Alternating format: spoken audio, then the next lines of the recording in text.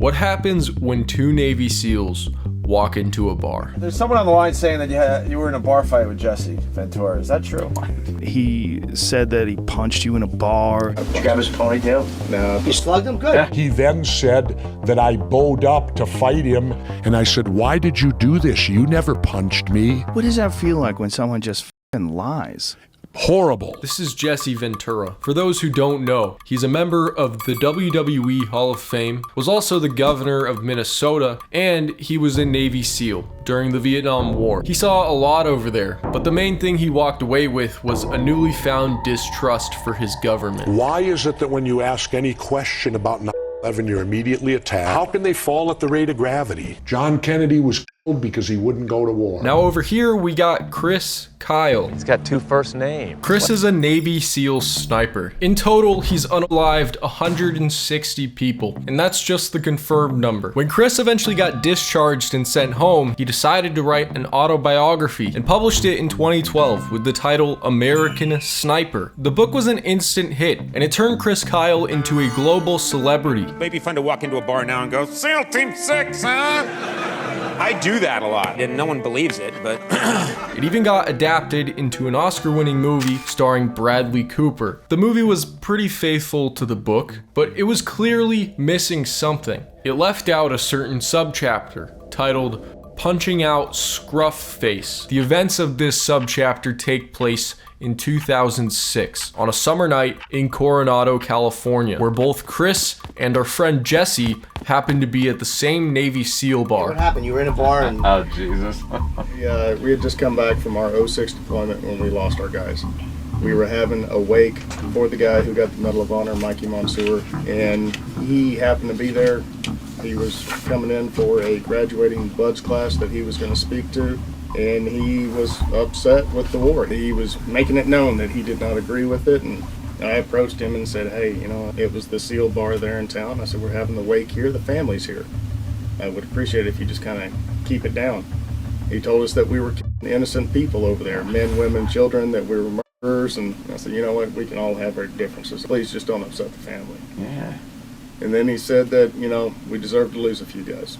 Holy sh**. Jesse said that? Yes. Oh. And what happened when he said that to you? Did you grab his ponytail? No. You slugged him? Good. I punched him. Good. That would have been in the movie. Really? I had to stop it. They were going to have him punch you in the movie. Have Well, you certainly say it's in the something. book. Holy And I had to stop it. Jesse didn't agree at all with the way Chris interpreted that night. In fact, he claims Chris lied about him saying those things, which includes... He said we deserved to lose some guys. And after you had just lost a buddy. Right. And that no scruff faces were punched out, because no punches were thrown. Why would Chris Kyle, American sniper and war hero, lie about such a thing? Well, Jesse puts it plain and simple. Because I had fame. I think he got jealous that night we were at the bar because everyone crowded around and wanted their picture with me. Do you know what Kyle's book sales was the day before he said what he said about me? 2,000. You know what it was a day later? 100,000. Jesse files a defamation lawsuit. When Chris eventually heard about the accusations, he said that he was genuinely caught by surprise and insisted that if everyone just put the lawyers away for a second, they could settle this man to man and avoid a huge expensive mess. We agreed I would meet him in a room, the judge in the corner, and just he and I like you and I are here. We sat down in the room and I looked him right in the face and I said, why did you do this? You never punched me. He looked me back and said, yes, I did. I turned to the judge. I said, there's no need to go any farther. What was the look in his face? I believe, and I'm not a doctor, but I've done some studying, I think he was a sociopath. That's right, guys. Chris Kyle, the American sniper, is actually an American liar. A hero has to have honor, and a liar has no honor. The trial was set to take place in August 2013. At least, that's how it was supposed to happen. Chris Kyle, the deadliest sniper in history, and his friend Chad Littlefield were shot and killed by Eddie Ray Ralph, a retired Marine. Kyle brought Ralph to the Rough Creek Lodge gun range near Glen Rose, Texas, in attempts to help Ralph with his post-traumatic stress disorder. Kyle and Littlefield's bodies were found a few hours later. Ralph Everyone involved in the case was at a loss for words. Except for Jesse. He's taking this Marine to a gun range? Wouldn't common sense tell you not to put a weapon in the hands of someone suffering? Ventura wants to go ahead with his defamation lawsuit, even though Kyle is not the target. You might think this makes things easier for Jesse, but you see, now the lawsuit moves to Chris's estate, or in other words, the newly widowed wife of an American hero whose funeral rivaled British royalty. He's attacking who I consider the First Lady of American Warriors. I think it's unpatriotic and it's uncalled for. Were you high when you sued Kyle's widow?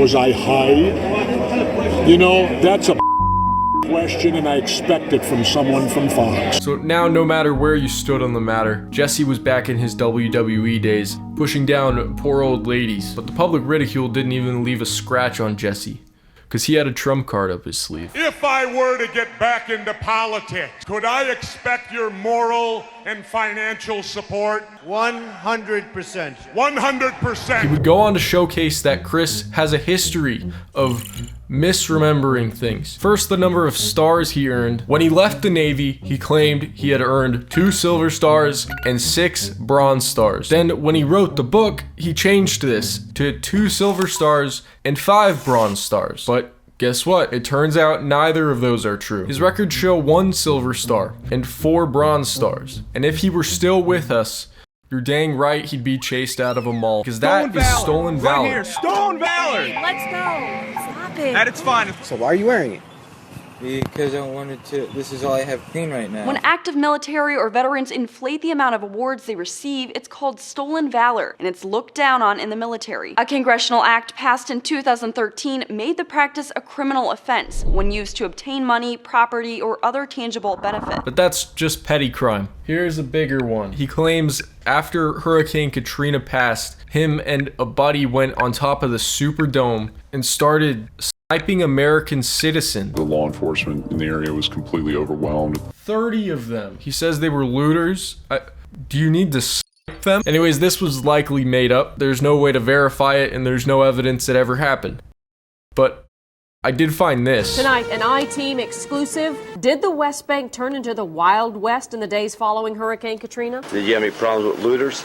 Not anymore. Not anymore. But you did. They're all dead. What happened? We shot them. How many people you shoot? 38. 38 people.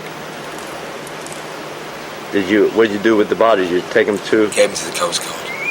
With a cup of red wine in one hand and riding a tractor from Blaine Kern's Mardi Gras world. This might be Chris Kyle. Alright, by now the jury was well aware that Kyle had a tendency to tell stories. But for the bar situation, here's where it all came crashing down. Just like his other tales, there were no witnesses to back up Chris's side of the story, except for one of his close friends. And for a jury, that doesn't look very good. There were pictures of Jesse, but he doesn't look very upset in any of them. We have photographs that night, them posing for pictures with me.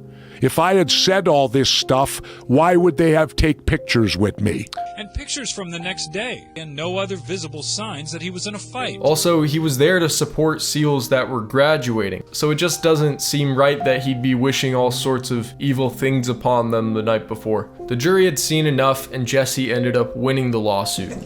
Everyone see the smile? He was awarded $1.8 million of the book's revenue. But while money is nice, it didn't repair the damage that was done. 2.5 years of lawyer fees that I have to pay to clear my name. There are no real winners through this process because he did have to listen to these young SEALs say all of these terrible things about him. How much did the backlash get to you? A lot. I don't care to say I'm a SEAL anymore. I won't go to a reunion ever again.